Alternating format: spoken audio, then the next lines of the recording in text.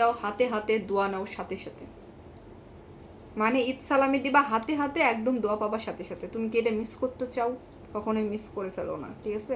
So Eid সালামি দিবা, নগদ টাকা, ক্যাশ টাকা দিবা। আমি তোমার জন্য এত সুন্দর সুন্দর দোয়া করে দেবো, সামনের বছর যেন আল্লাহ তোমাকে আবারও 1 মাস রোজা রাখার তৌফিক দান করে। মানে অনেক সুন্দর সুন্দর দোয়া দেবো, বুঝছো? কোন দিক থেকে মনে হয় যে আমি পাগল? তুমি যদি পাগল না হতা, তোমার সাথে আমি সংসার করতাম? পাগল দেখে তো সংসার করি, বুঝতে হবে। যাদের আমাকে নিয়ে অনেক মানে কিউরিয়াসিটি, যারা অনেক দোয়া করে, যে থাকো ওই বিষয়ে নাই বলি।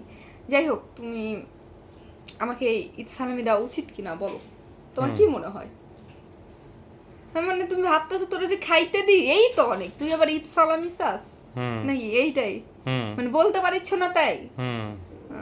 থাক, কি আর করব ভাইয়ারা, আপুরা, আপনারা ঈদ সালামি চাইেন না, দেখতেই তো পাচ্ছেন আমি নিজে ঈদ সালামি পাই না। খাইতে দেয়, পড়তে দেয়, এই তো অনেক, আবার ঈদ সালামি। একটা মাস যে পাতলার কালি হয়ে গেলাম, মাইজা মাইজা পাতিল মাঝে আমি যে নখগুলা যে নষ্ট করে ফেলে দিলাম, তার বেনিফিটই নেই। আর আপনারা চান আমার থেকে ঈদ সালামি, নিজেই পাই না। খাইতে দেয়, এটাই বলো অনেক। 4 মুঠ ভাত দেয়, এটাই অনেক। খাইলাম না, ভাত খাবো না, এখন তো বিরিয়ানি খাবো। ভাত ক্যান্সেল, এখন তো বিরিয়ানি খাবো। দেখবো টাকা কোথায় যায়।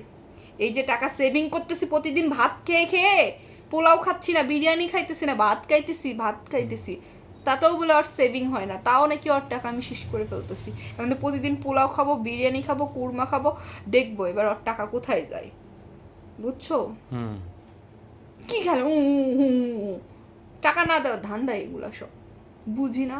সব বুঝি, সব এগুলা তোমার ধান্দা।